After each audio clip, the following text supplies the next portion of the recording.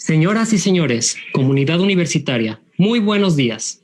La Universidad de Guadalajara, el Centro Universitario de Ciencias Económico-Administrativas, así como la Coordinación General de Vigilancia Epidemiológica del Hospital Civil de Guadalajara, les da la más cordial bienvenida en mérito de este webinar, Aprendiendo a Vivir entre el COVID-19. Y para dar inicio formal, me permito nombrar a las distinguidas autoridades que nos acompañan, personalidades que nos acompañan.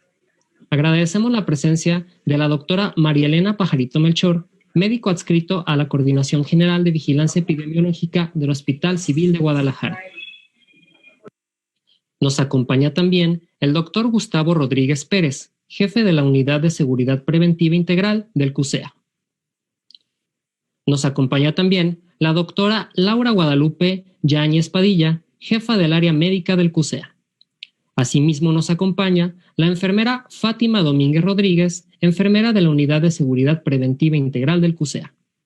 Agradecemos la presencia del doctor Pablo André Verones Ortiz, médico adscrito a la Coordinación General de Vigilancia Epidemiológica del Hospital Civil de Guadalajara. Y como moderador de este evento, nos acompaña el doctor Ángel Israel Nuño Bonales, médico adscrito a la Coordinación General de Vigilancia Epidemiológica del Hospital Civil de Guadalajara. Reiteramos el saludo a todos ustedes y les anunciamos que pueden consultar en http://webinars.qcea.udg.mx los seminarios llevados a cabo y próximos a emitirse. Ahora bien, dejo en el uso de la voz al doctor Ángel Israel Nuño Bonales, médico adscrito a la Coordinación General de Vigilancia Epidemiológica del Hospital Civil de Guadalajara. ¿Qué tal? Muy buenos días a todas y a todos. Gracias por esta invitación, esta colaboración entre el Centro Universitario de Ciencias Económicas Administrativas, el CUSEA, a quien agradecemos profundamente la preocupación y la sensibilización por incluirse en este tipo de temas que son de alta relevancia. Agradecemos a la Universidad de Guadalajara, así como a los hospitales civiles, quienes en conjunto con la Universidad de Guadalajara están participando en este webinar. Gracias, Gustavo, Elena, Laura, Fátima, Pablo, gracias a todos por acompañarnos el día de hoy. Como breve introducción, recordaremos que esta pandemia, este fenómeno inicia a finales del 2019 con una enfermedad que provocó en una provincia china, Wuhan, una sintomatología tipo neumonía, en donde no funcionaban los antivirales, en donde no funcionaban los antibióticos. Se estudia y a principios del 2020 se localiza como un virus, una mutación de un coronavirus ya conocido, resultante de una enfermedad. Esto pues ha venido desencadenando toda la serie de sucesos que ya conocemos, que es que no se contaba con una vacuna, no existe un tratamiento específico y ya prácticamente a un año de haber iniciado toda esta historia, hacemos un corte y nos damos cuenta que hay que aprender a vivir entre el COVID. Recordarán ustedes todos los esfuerzos que hizo el gobierno de China por contener mediante el confinamiento la pandemia, bueno, en ese entonces la epidemia en la ciudad, en la provincia. Ustedes recordarán también en Europa todos los esfuerzos que se realizaron para poder contener y que no saliera de las ciudades la enfermedad de COVID-19. Sin embargo, esto no fue posible.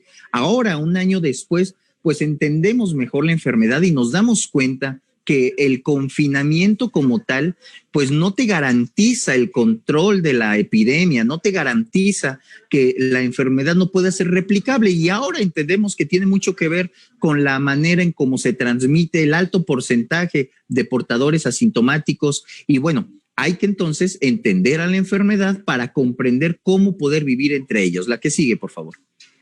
Vemos durante este webinar que trataremos aspectos de epidemiología, el equipo de protección personal, lavado de manos, distanciamiento físico y responsabilidad social individual. Y culminaremos con este sistema de vigilancia epidemiológica en el CUSEA, que será un sistema epidemiológico activo, líder y por supuesto, a la vanguardia en tecnología y en sistemas de la información para poder garantizar y poder blindar contra cualquier riesgo nuestra comunidad universitaria. La que sigue, por favor. En epidemiología entendemos que el coronavirus, como lo hemos mencionado, es una enfermedad, es un virus que tiene entre su familia 39 especies. Los primeros coronavirus descubiertos fue alrededor de 1960, causan el resto de estos coronavirus enfermedades en humanos que van desde el resfriado común hasta una neumonía, y hay 7 agentes específicamente que pueden afectar al ser humano. La que sigue, por favor. Vemos entonces que estos coronavirus desde 1960 han sido estudiados. Se les denomina coronavirus por la forma a la cual en el microscopio se reflejan a través de un círculo y unas espigas alrededor que asemejan la forma de una corona. Se dividen en beta coronavirus y en alfa coronavirus. Dentro de la subclasificación de beta coronavirus es donde se encuentra precisamente este virus de SARS-CoV-2 que genera la enfermedad COVID-19. También dentro de estos beta coronavirus pues está el famoso MERS-CoV, que fue aquel virus que provocó la enfermedad del virus respiratorio, del síndrome respiratorio del Medio Oriente, y también el SARS, que aquella enfermedad que en Asia también generó un problema por ahí de los años 2002. La que sigue, por favor.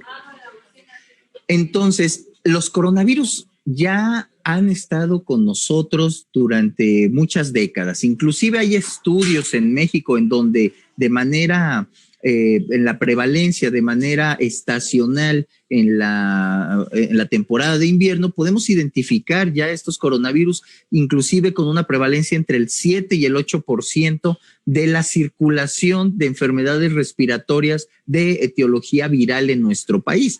La que sigue, por favor.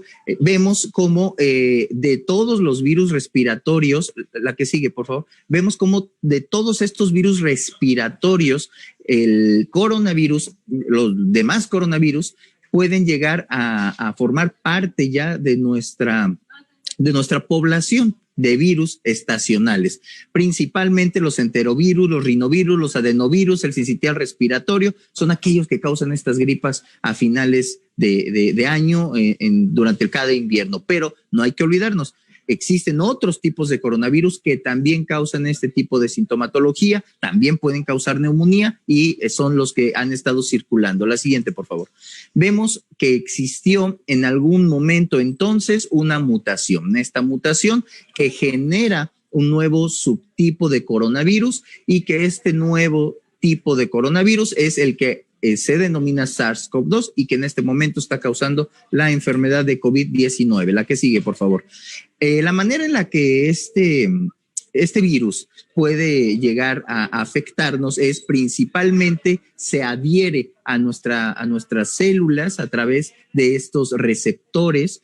Los receptores lo identifican, el virus libera su material genético dentro de nuestra célula, dentro de ahí se replica, hay una traducción, una transcripción y una replicación de todo este material genético, se ensambla un nuevo virus y entonces puede volver a generar otra réplica y que al salir de nuestra célula, pues bueno, así es como nos está infectando.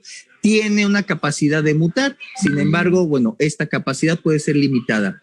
Vemos cómo las espigas, que son estos ganchitos, que son los que se adhieren a nuestras células, tienen la capacidad de identificar los azúcares que hay en la superficie o que hay circulantes y adherirse a ellos. Por lo tanto, nuestro sistema inmunológico es más difícil de poderlo localizar si está, digamos, disfrazado por azúcares. Por eso es que la dieta alta en azúcares, las personas con diabetes o con obesidad, son aquellos grupos en los que de manera más vulnerable pueden ser atacados por una enfermedad grave. La que sigue, por favor. ¿Cuáles son entonces los síntomas? Si ustedes han visto, la mayoría de las personas tienen sintomatología leve, en su mayoría producto de tos, cansancio, congestión nasal, secreción nasal, dolor de garganta, dolor de cabeza, diarrea. También se manifiesta lo que es la pérdida o alteración del olfato o el gusto. Sin embargo, pueden existir síntomas moderados como la dificultad respiratoria, la fiebre persistente, dolor de pecho, los síntomas más graves en donde ya hace falta la respiración, donde hay que ingresar a un hospital y poder tratar con medicamento intrahospitalario y poder mejorar la capacidad pulmonar a través de una intubación, en todo caso. Pero muchas personas tienen la idea de que si yo me enfermo y me recupero, puedo estar bien. Inclusive en las personas asintomáticas existe ya la evidencia de que hay secuelas importantes como la afectación pulmonar, la afectación muscular, la fibrosis o daño pulmonar, el daño cardíaco. Eso es muy importante, se está viendo entre 5 y 6 semanas después, deterioro en riñones, en cerebro. Puede ocurrir a nivel del sistema nervioso central, confusión mental, delirio, esquizofrenia, depresión, disminución de la capacidad cognitiva, otros datos que se han podido observar como la caída de cabello, envejecimiento prematuro de la piel. Es decir, no necesariamente una enfermedad grave puede dejar secuelas. Por eso es que es muy importante cuidarnos y no enfermarnos, no buscar enfermarnos. La siguiente, por favor. Vemos también el tamaño que tiene esta partícula, el tamaño que tiene este virus, que es muchísimo mayor que el aire. Como ustedes pueden ver, es menor que las partículas respiratorias y es precisamente este rango, esta zona, la que el cubrebocas nos permite cubrir y nos permite brindar una protección. Y esta imagen es muy importante entenderla, que ningún tipo de cubrebocas, ni aún los más sofisticados como los N95 que utilizamos el personal de salud, pueden retener las partículas de aire, puesto que estas son muy pequeñas, es decir, ni el oxígeno ni el aire se retienen. Lo único que se retiene son las partículas mayores, incluidas la partícula del coronavirus y, por supuesto, las partículas de saliva. Por eso es que es importante entender que el cubrebocas no nos va a limitar nuestra capacidad de oxigenación en ningún momento. La siguiente, por favor. Vemos también que las superficies pueden llegar a tener algún tipo de supervivencia del virus. En el aire, ¿sí cambió?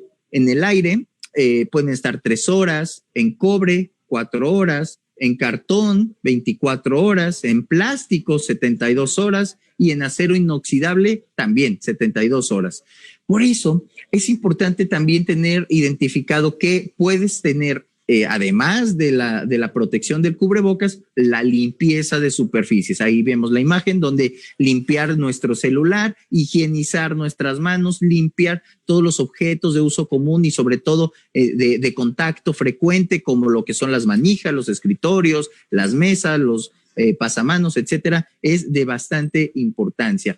Vemos en la siguiente imagen cómo esta secuencia que hemos platicado desde finales de diciembre, principios de enero, ya se empezaba a reportar todos estos primeros casos. En la siguiente imagen vemos una gráfica del mundo en donde a finales de enero ya había una propagación fuera de China. Y aquí me detengo para decirles, a pesar de los esfuerzos por la contención del virus a través del confinamiento, ningún país ni ninguna ciudad lo ha podido contener con base al confinamiento estricto. Por lo tanto, ¿qué nos ha enseñado todo este año?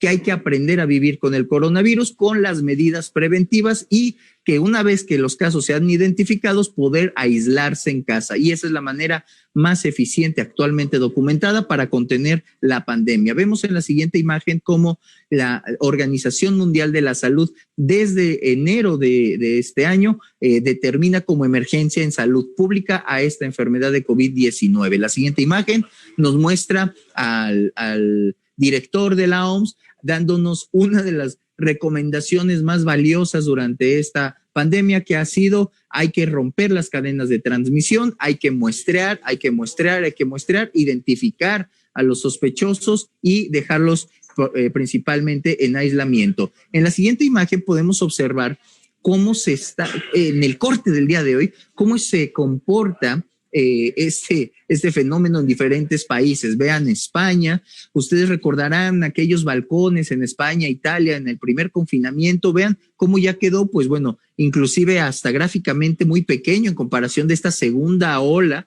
la cual en estos momentos sigue activa en Europa, Reino Unido. Observen ustedes cómo Francia, Alemania aún permanece con casos activos. En nuestro continente, Canadá, Estados Unidos con una importante tendencia hacia el crecimiento, hacia el ascenso en el número de casos.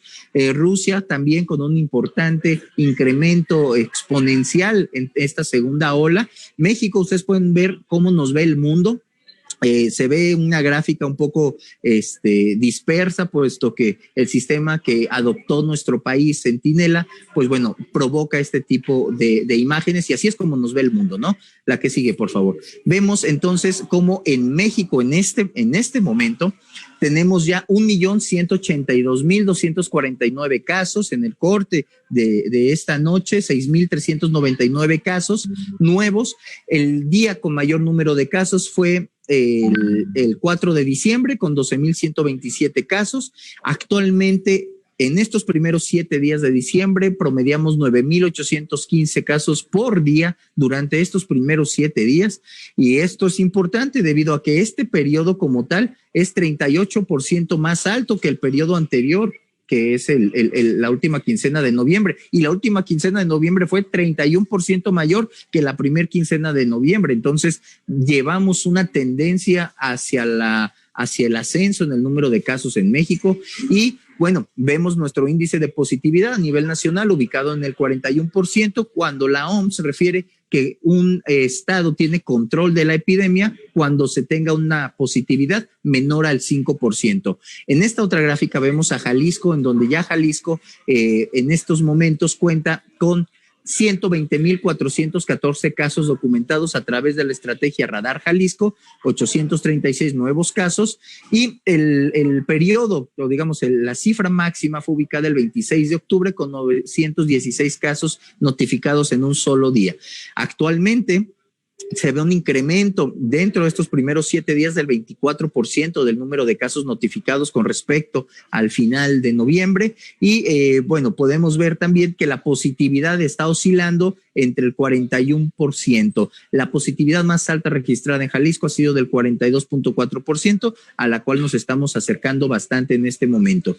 Por último, esta siguiente imagen, en cuanto a la epidemiología, es entender que todas las sociedades son distintas, cada municipio es distinto, tiene interacciones distintas, y en ese sentido es muy importante la toma de decisiones focalizadas por regiones, por municipios, para identificar las zonas de mayor riesgo y las zonas que no representarían un mayor riesgo, y poder reactivar la economía y todo el comercio y todas las actividades necesarias para nuestra gente. Yo concluiría esta parte de epidemiología recordando que la manera eficiente de controlar la enfermedad es entendiendo que el confinamiento no es una opción, que es el cubrebocas, que es el lavado de manos, que es la distancia social y principalmente la identificación de casos a través de la prueba. Muy buenos días, muchas gracias.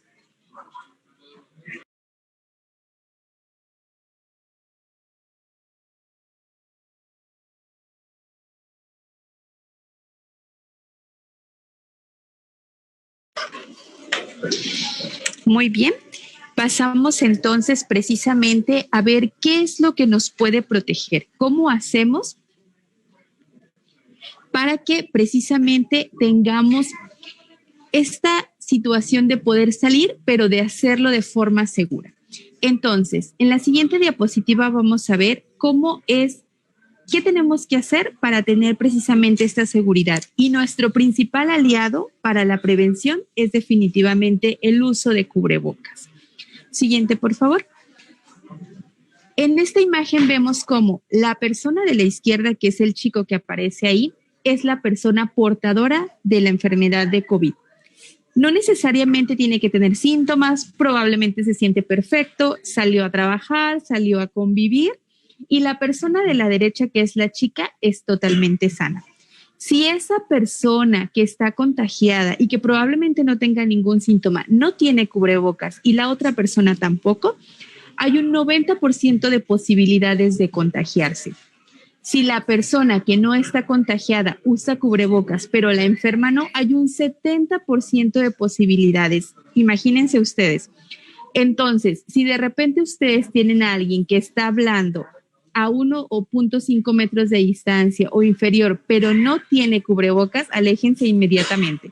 Prácticamente no podemos saber si la persona tiene o no la enfermedad y hay una alta probabilidad de contagio.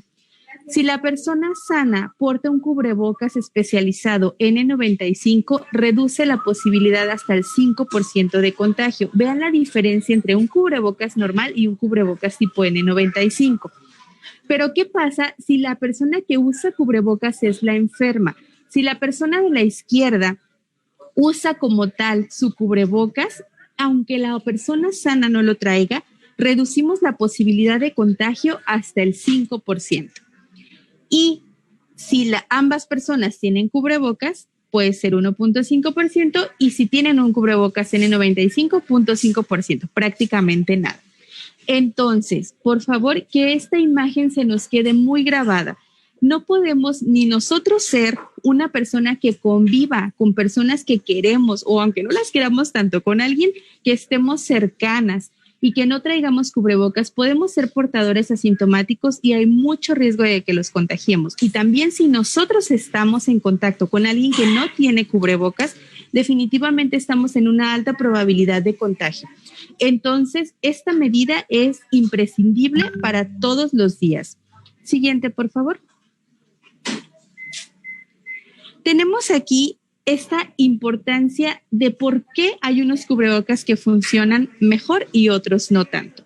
Del lado izquierdo vemos una máscara de algodón. Se ve que el tejido está como más separado. Hay unos poros entre este precisamente tejido y por ahí se pueden filtrar las partículas. El respirador N95 tiene un entretejido que nos permite que haya menor posibilidad de que entren estas partículas infecciosas. Siguiente. Entonces, la máscara que estamos usando probablemente nos pueda filtrar incluso la mitad de las partículas, tanto que exhalamos como inhalamos. Es muy importante el tipo de mascarilla. Siguiente, por favor.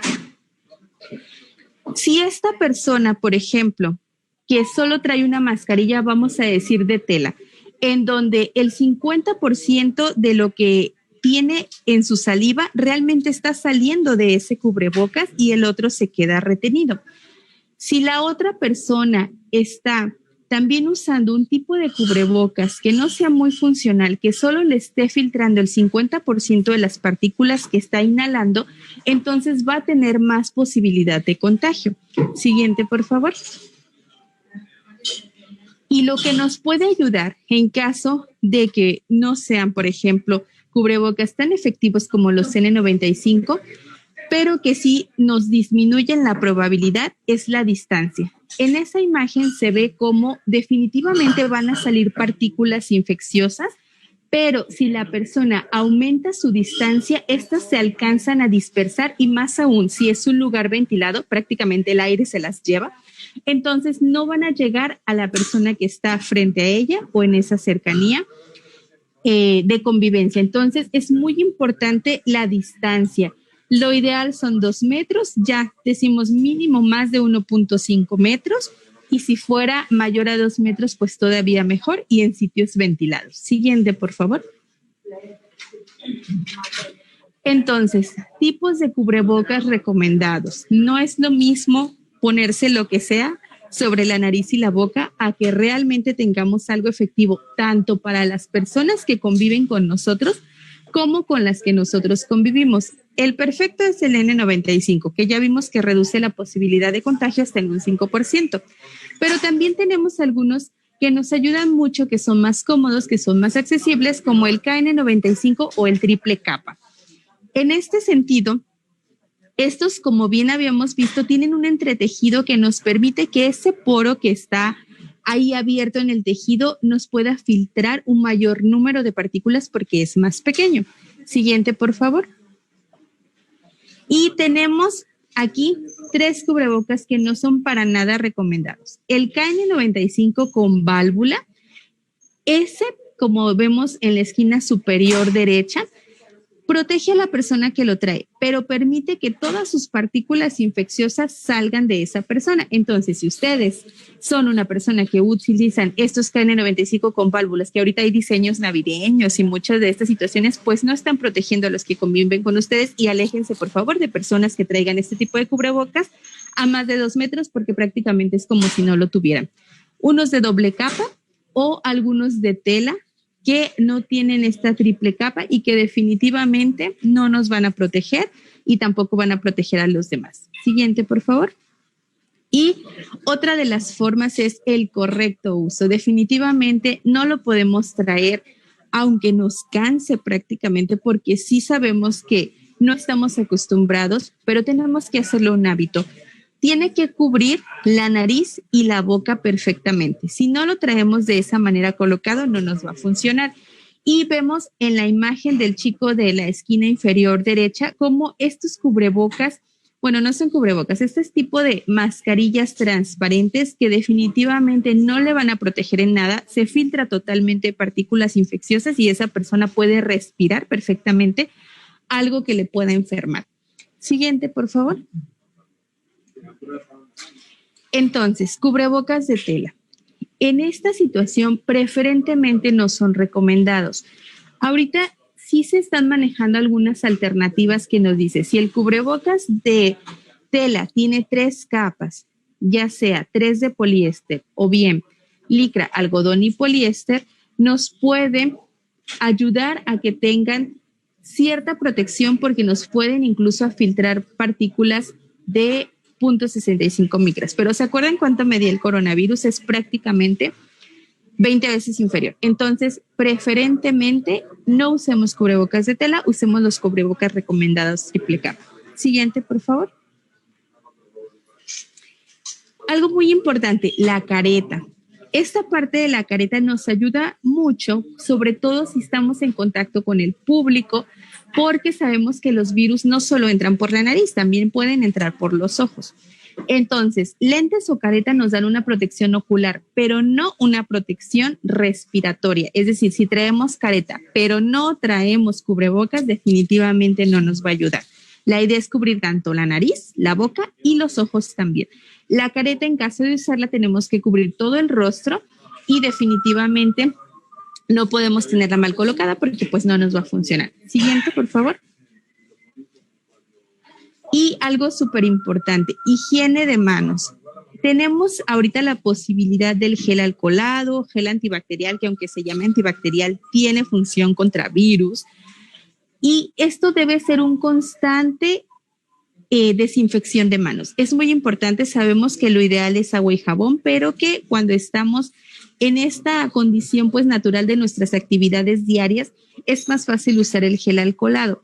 Definitivamente, si estamos manipulando dinero, tarjetas de crédito, todas las superficies que tienen alto contacto como barandales, botones de elevador, más en los sitios de trabajo, definitivamente cada vez que lo toquemos tenemos que usar y usar continuamente el gel alcoholado. Y recordar no tocarnos los ojos, la nariz y la boca. Si en algún momento hasta nos da comezón el ojito o tenemos alguna situación que tocarnos, antes vamos a hacer un lavado de manos o una higiene con gel. Siguiente, por favor. Y otra cosa, no vamos a usar el gel nada más con una aplicación rápida. Es tocar todas las superficies de nuestras manos para que éstas puedan ser sanitizadas. Entonces, la forma correcta es definitivamente, nos vamos a colocar el gel, tenemos que frotar palma con palma, después el dorso de una mano con la palma, el dorso de la otra mano con la palma. Tenemos que frotar entre los dedos, los nudillos, nuestros dedos pulgares, las uñas, y entonces estaremos ya con una prevención realmente ideal. No podemos solo ponernos el gel y rápido dejar que se seque y ya está. Nada más agitar las manos para que se seque. De hecho, una correcta aplicación de gel antibacterial haciendo todos estos movimientos terminan las manos secas. No necesitamos limpiarnos el exceso. Siguiente, por favor. Muy bien, entonces una parte muy importante es esta del lavado de manos, que dejo al siguiente participante para que lo pueda compartir.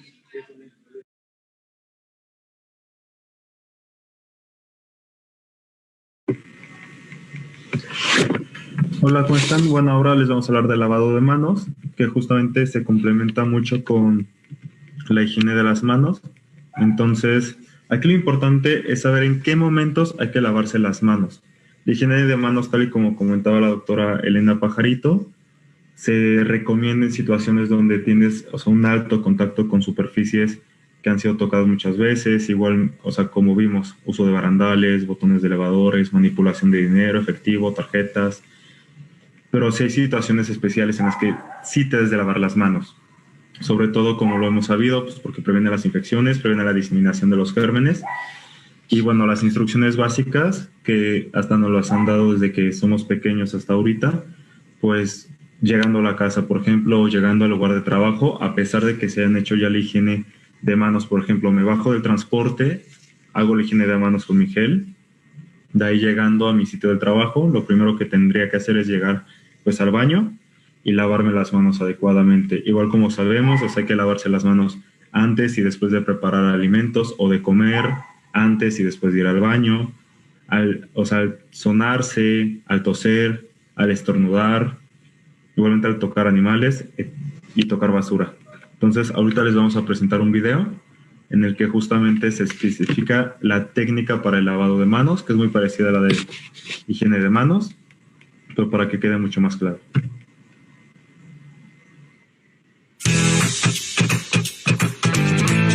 La principal medida de protección individual frente a enfermedades respiratorias como el COVID-19 es con el lavado de manos, especialmente después de ir al baño, antes de ir a comer y después de toser, estornudar o sonarse la nariz.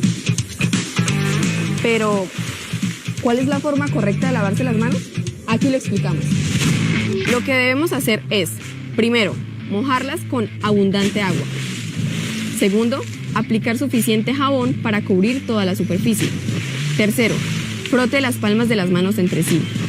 Cuarto, frote las palmas contra los dorsos, palma derecha contra dorso izquierdo y viceversa. Quinto, frote las palmas de las manos entre sí con los dedos entrelazados.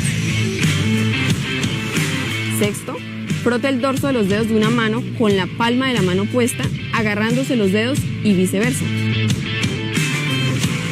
Séptimo, frote los pulgares con un movimiento de rotación, rodeándolos con la palma de la mano opuesta. Octavo, frote la punta de los dedos, las yemas y las uñas contra la palma de la mano opuesta. Noveno, enjuague las manos con abundante agua. Y finalmente, séquelas con una toalla de uso desechable. Si no cuenta con agua ni con jabón, también puede usar un desinfectante de manos que contenga al menos un 60% de alcohol y seguir los pasos anteriores. Así de fácil podemos evitar el COVID-19. Y recuerde siempre que la mejor prevención está en sus manos.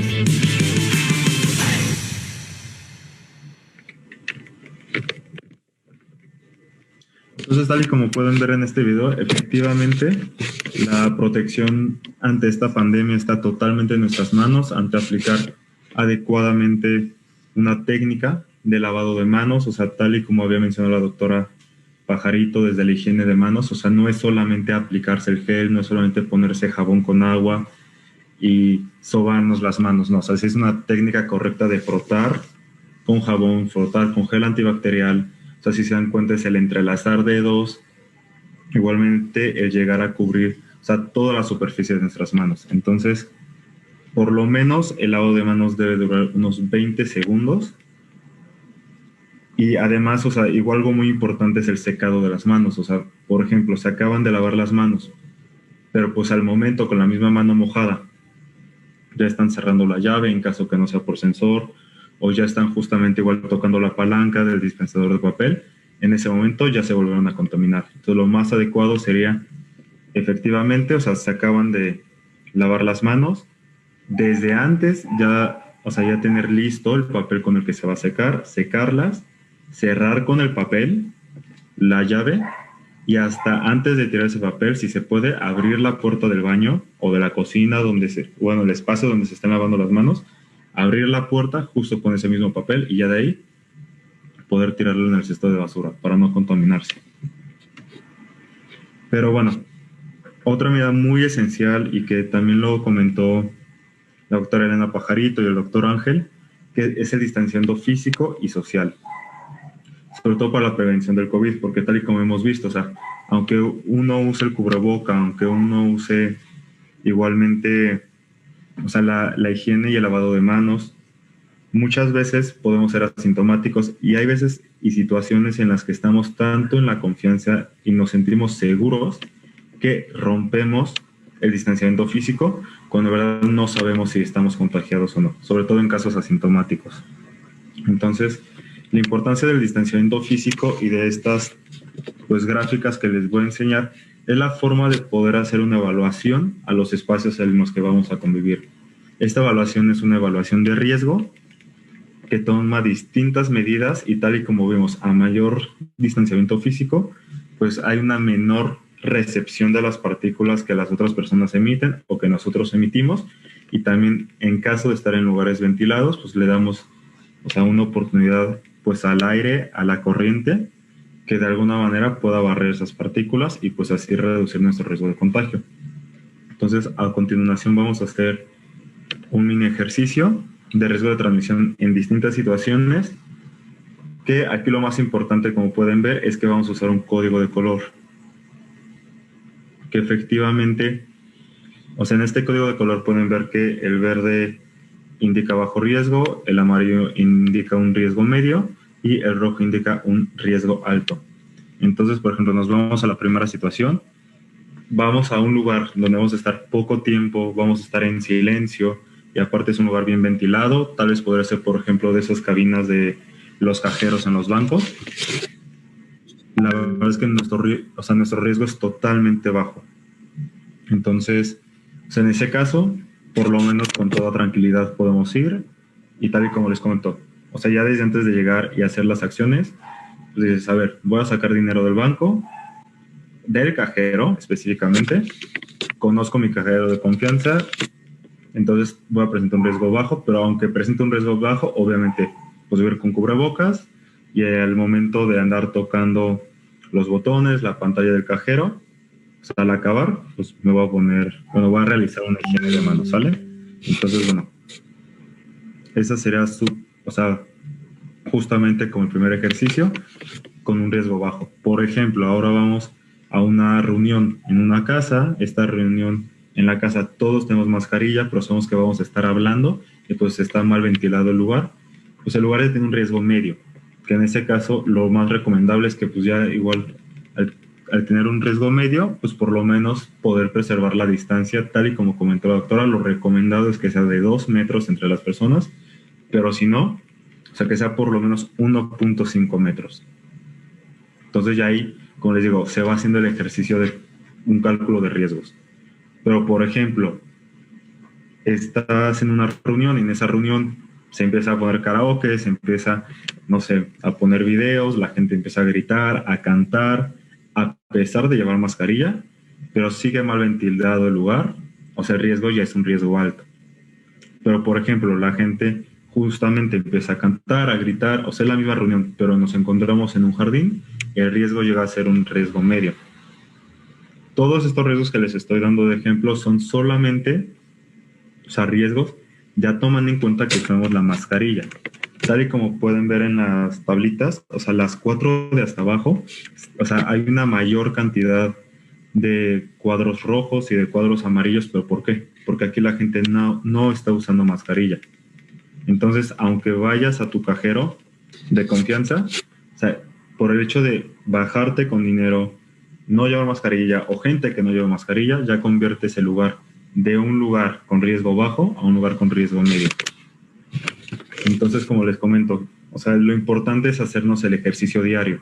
O sea, antes de salir de casa o hasta si en la casa vamos a organizar algún evento en los jardines, poder hacer un ejercicio sobre el manejo de nuestros riesgos.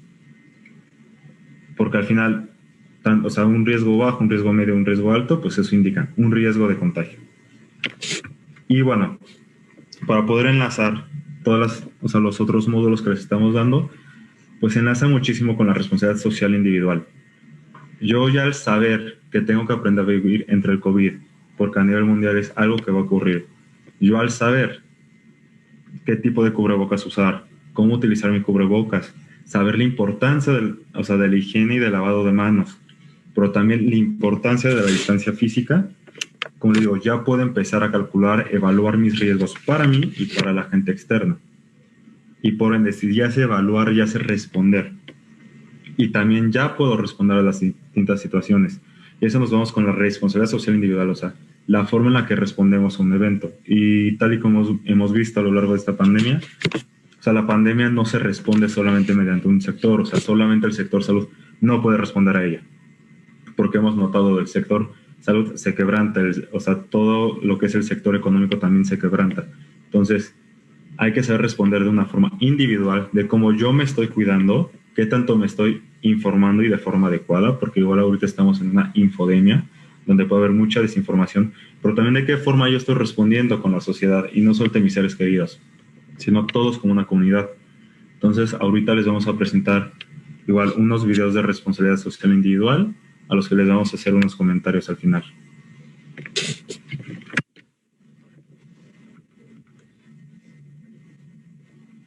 Pito, pito, jorjorito, pin, pan, fuera. Pin, pan, fuera, fuera, fuera. Pito. Esto no es un juego. Si no seguimos las recomendaciones sanitarias, ponemos en peligro nuestra vida y la de los demás. Ayúdanos a cumplirlas. Pin, pan.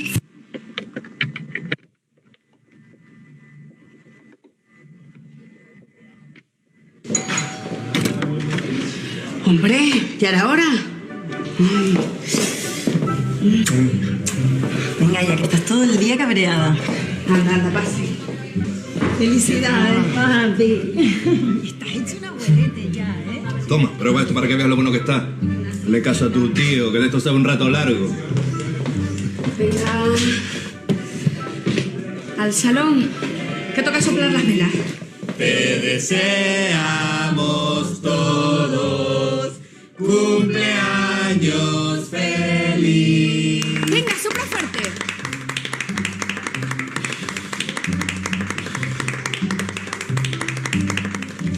Bueno, el abuelo se nos pone elegante. Venga, va, abre el último.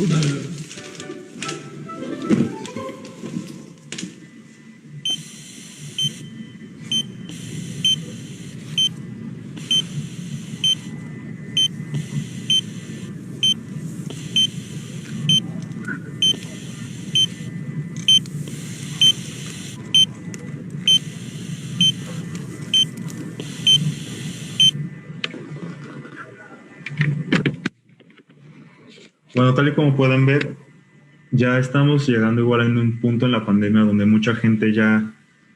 O sea, hay quienes podemos escuchar que dicen, es que yo ya no creo en el COVID, al final fue un invento del gobierno, no quieren controlar, población mundial, ya saben.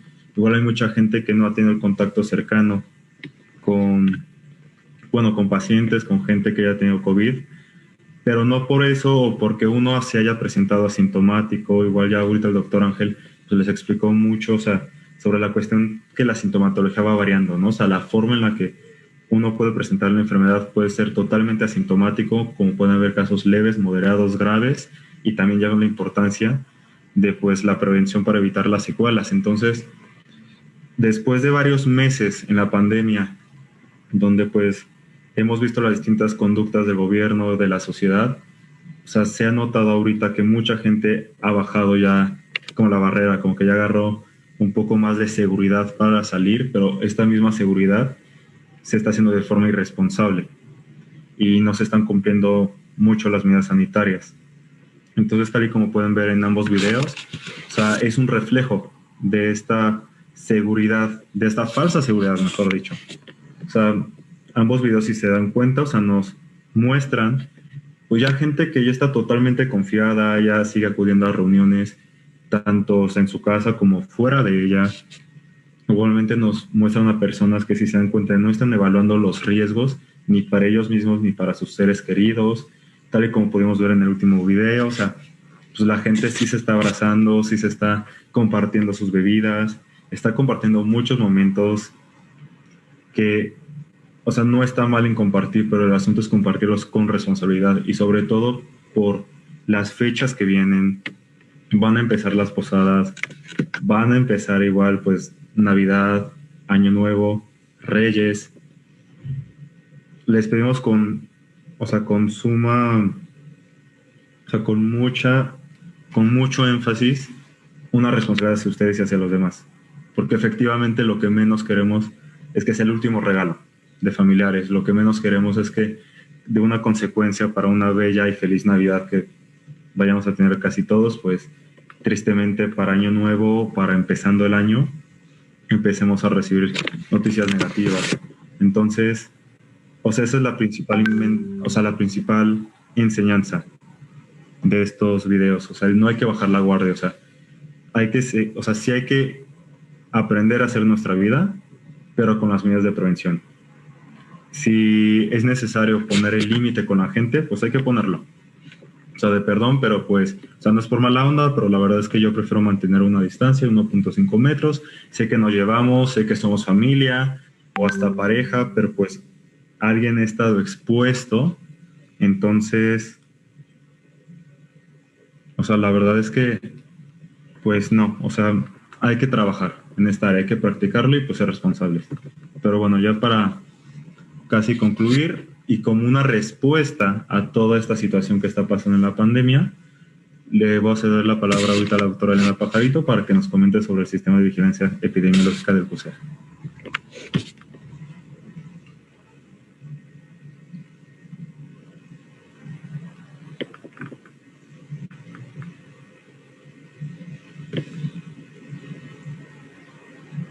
Gracias.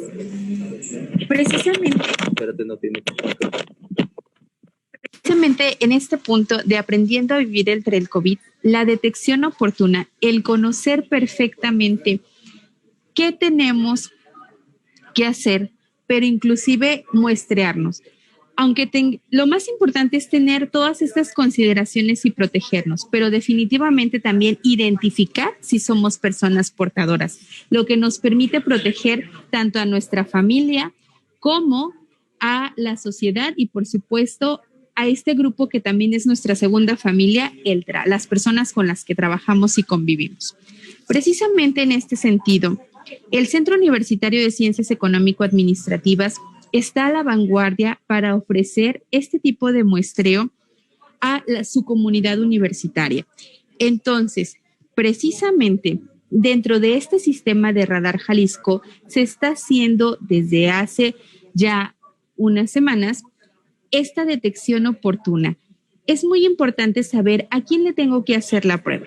Pues tenemos precisamente esto que nos dice 50% criterio epidemiológico, es decir, si ya he estado expuesto, si sé que no tuve todas mis medidas preventivas, o bien aparentemente yo sentí que me cuidé, pero definitivamente pudiera ser que en algún momento no me di cuenta y ya pueda estar infectado, entonces vamos a hacer un muestreo aleatorio. Dirigido de esta manera, tanto personas con un aparente mayor riesgo de contagio como personas que deberían de ser sanos, se está muestreando a cierto número de personas en esta comunidad universitaria. Entonces, todos los colaboradores del CUSEA tienen esta oportunidad de muestreo y es muy importante que la tomen en consideración. Sabemos que en otros sitios del mismo México que no tienen este sistema de radar o en otros países, el acceso a las pruebas no ha sido el mejor. Entonces, en este sentido, que tengan ya esta excelente logística para hacer el muestreo con todas las medidas de protección en el centro universitario y que se tenga también el sistema de vigilancia epidemiológica y estos sistemas innovadores de información para dar tanto los resultados como el seguimiento de las personas, pues es definitivamente una ventaja sobre otros muchos lugares e incluso países.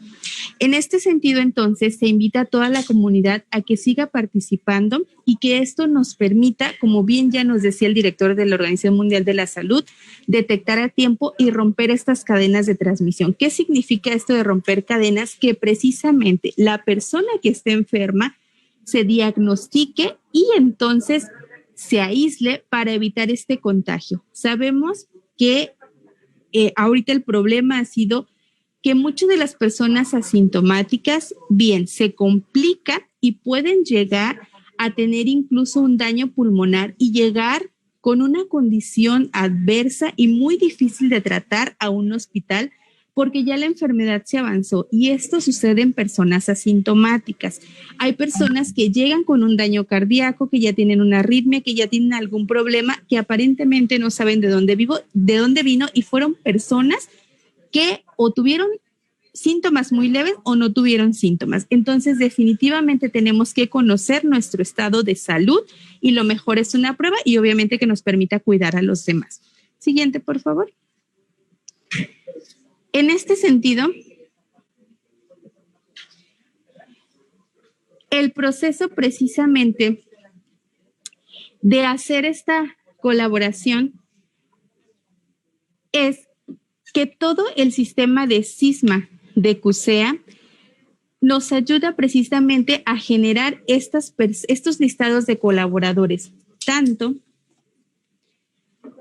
esto nos lo va a dar definitivamente un poquito más la doctora Laura para poder explicarlo de una mejor manera, pero lo importante es que tengamos esta sensibilidad de estar al pendiente de una. Si me expuse, si sé que no tuve todas las medidas de protección, si conozco a una persona ya contagiada, debo de solicitar mi prueba porque sé que puedo ser un riesgo. Y bien, si simplemente aparentemente me cuido, pero ya me toca por esta selección aleatoria, pues definitivamente tengo que participar para que se tome esta muestra y tengamos este seguimiento de resultados y nos permitan romper esta transmisión, disminuir el número de personas contagiadas, el riesgo y, por supuesto, las complicaciones. Cedo entonces la palabra a la doctora Laura. Hola, buen día. Bueno, es muy importante que tengamos claro esto que comenta la doctora Elena. Si ustedes se conocen o estuvieran en contacto con una persona que está en riesgo o que ya salió positiva más bien y ustedes se consideran que están en riesgo, es importante que nos llamen para tomar sus datos y poderles realizar la prueba. La prueba se realiza aquí mismo en CUSEA. No sé si ya se han dado cuenta que está en el ingreso 1 colocada en la cabina y pues ahí es donde se les tomaría la prueba. Es muy importante que participen, que sigan cuidándose y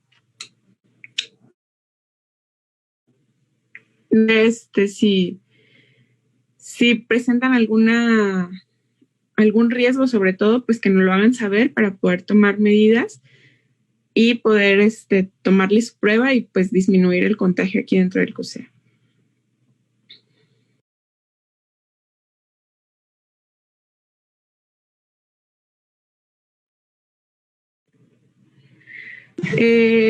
Se les va a llamar ya cuando tengamos sus datos, después les vamos a llamar y vamos a darles pues como las indicaciones de cómo tienen que venir a la muestra. Para venir a la muestra tienen que no haber tomado ningún alimento antes de venir, no haberse aseado los dientes, acudir en tiempo puntuales pues a su cita. Pueden venir a pie o pueden venir en carro y respetar siempre las distancias que se manejan, sobre todo ahí en la cabina, colocarse donde se les va a indicar, estar todo el tiempo con su cubrebocas y solamente quitarlo para la prueba que el equipo de toma de pruebas les indicará y pues seguir en todo momento las instrucciones, ¿no? Les pedimos que nos apoyen en eso. Y bueno, ya nosotros también podemos les estaremos llamando para darles su resultado. Y bueno, importante que sepan que la toma que se toma aquí en CUSEA es el hisopado, que es el que va en un raspadito en su nariz y otro en su boca, ¿sale? Para que estén conscientes de eso. Y pues bueno, que es la prueba que se considera estándar de oro para el diagnóstico de COVID. Entonces, pues afortunadamente la tenemos ya acá en el CUSEA y pues aprovechar, ¿no? Y estar todos lo más seguros posibles, tanto dentro como fuera del CUSEA.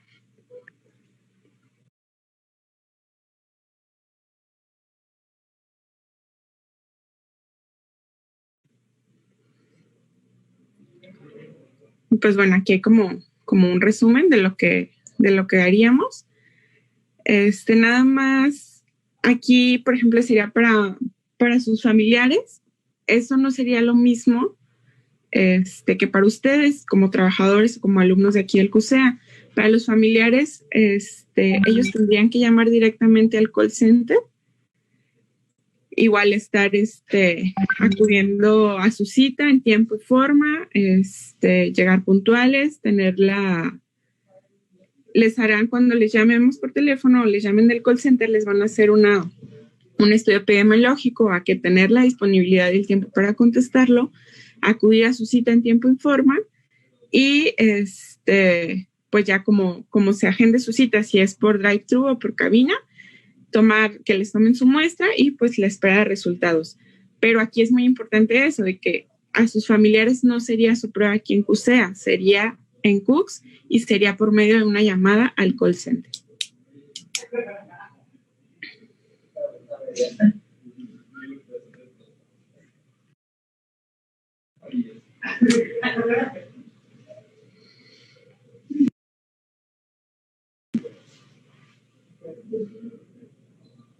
¿Existe alguna duda, algo que quieran preguntarnos o al equipo de epidemiólogos?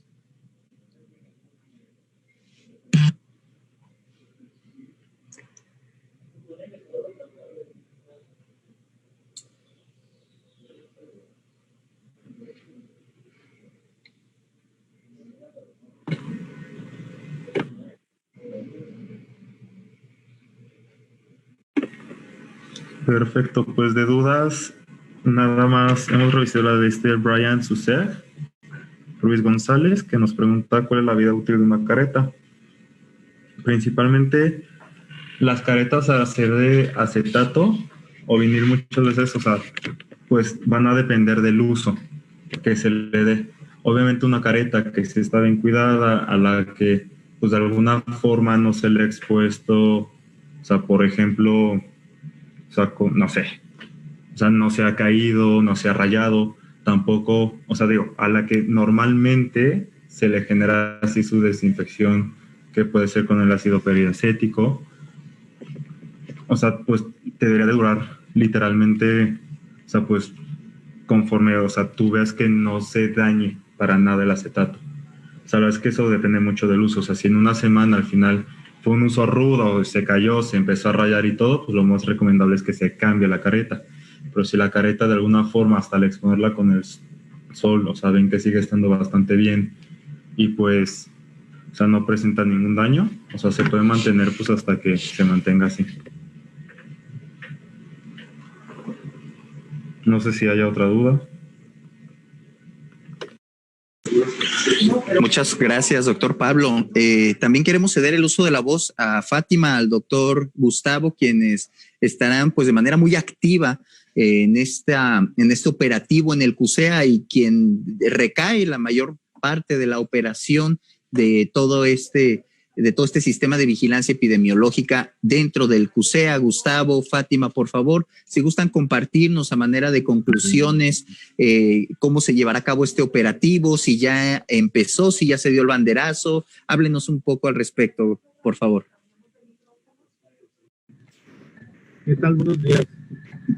Pues todo lo que han dicho ha sido parte de lo que se está haciendo en el centro universitario realmente desde febrero, que se han tomado medidas. Se inició con el no saludarse, cuando empezamos a darnos cuenta que la pandemia estaba creciendo y que había medidas como el no saludarse con la influenza. Lo empezamos a aplicar. De posterior a esto se tomaron otras medidas que la universidad fue afinando con el grupo SISMA y con el grupo de ustedes de epidemiología, las cuales fueron empatando las medidas con la OMS. Estas medidas que nosotros hemos estado también aplicando y vigilando que se hagan han sido desde la salida de la casa de los universitarios o de la comunidad CUSEA.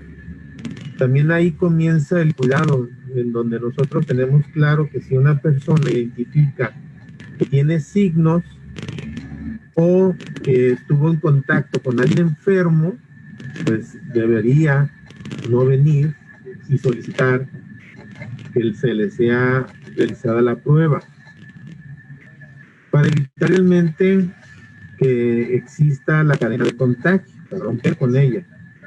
Es algo que hemos estado insistiendo antes de que vengan al centro universitario.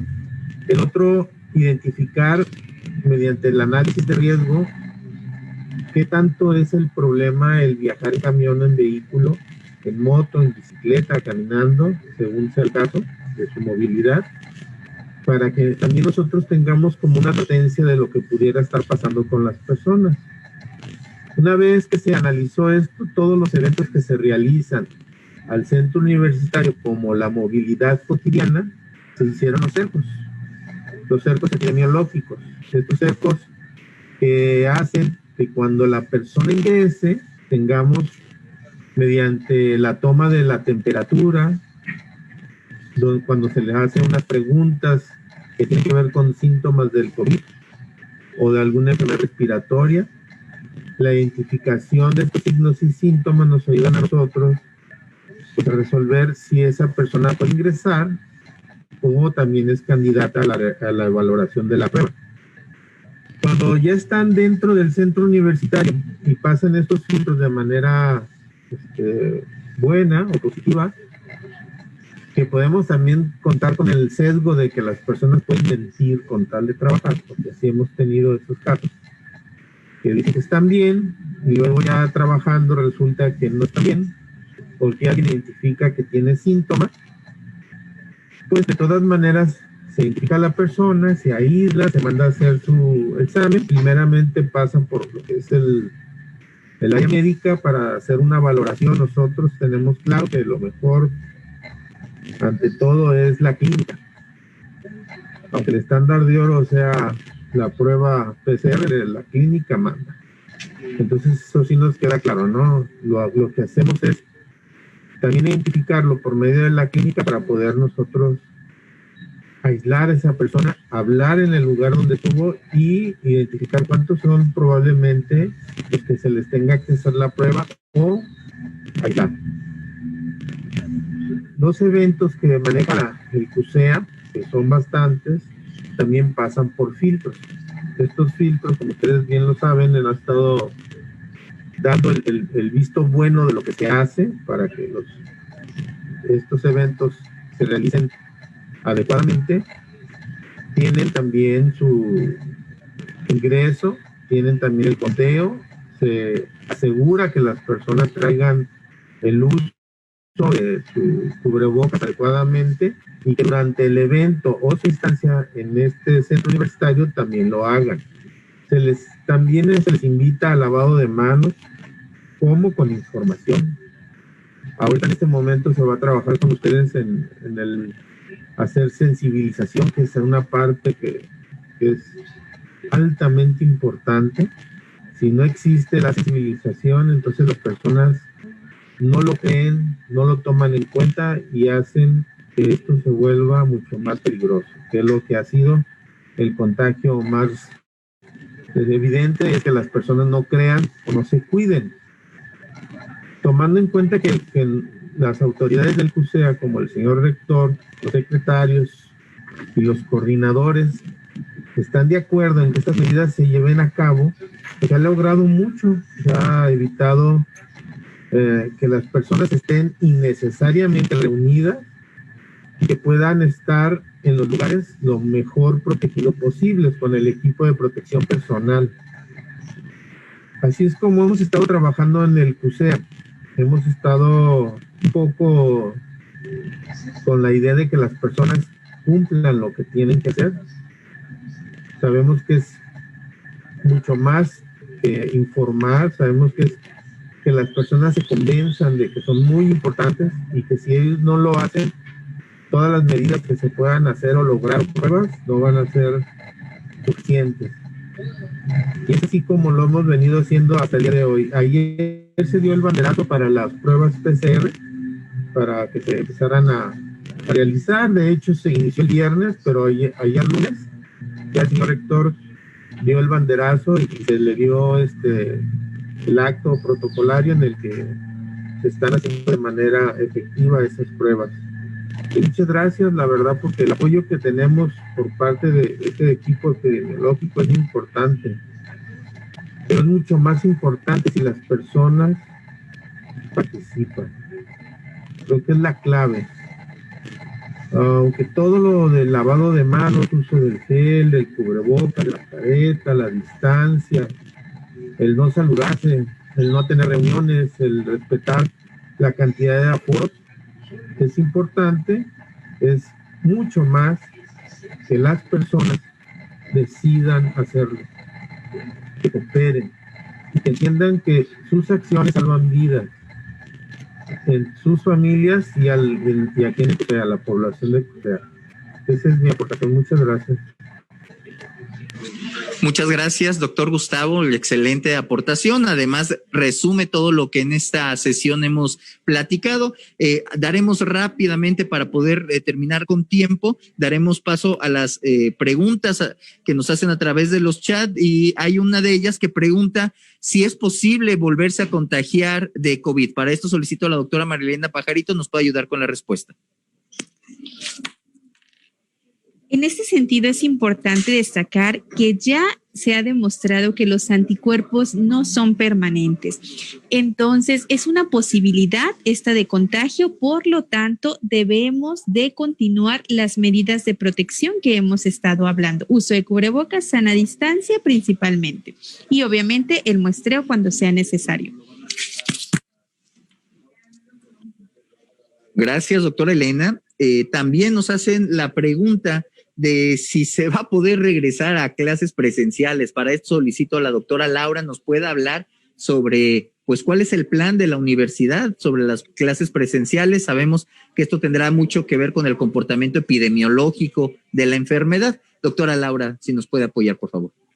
Justo así, todo depende de cómo se esté comportando la pandemia, los números. Y pues realmente ahora no tenemos con certeza esa información, pero pues próximamente las autoridades nos estarán dando indicaciones, y pues igual se dará a conocer a toda nuestra población. Muchas gracias, doctora Laura. Agradecemos su participación y la disposición de todo el CISMA con respecto a esta estrategia. Sabemos que es innovadora, sabemos que es un gran reto y que esta gran comunidad del CUSEA lo podrá sacar adelante. Gracias, doctor Gustavo. Gracias a Fátima, a la doctora Elena, al doctor Pablo y a todos ustedes por brindarnos su atención y sus minutos de tiempo. Gracias al equipo del CUSEA que hizo posible esta transmisión, este webinar, y por supuesto estaremos dentro del Hospital Civil de Guadalajara en contacto con todos ustedes para poder seguir resolviendo sus dudas. A todos ustedes tengan un excelente día. Muchas gracias.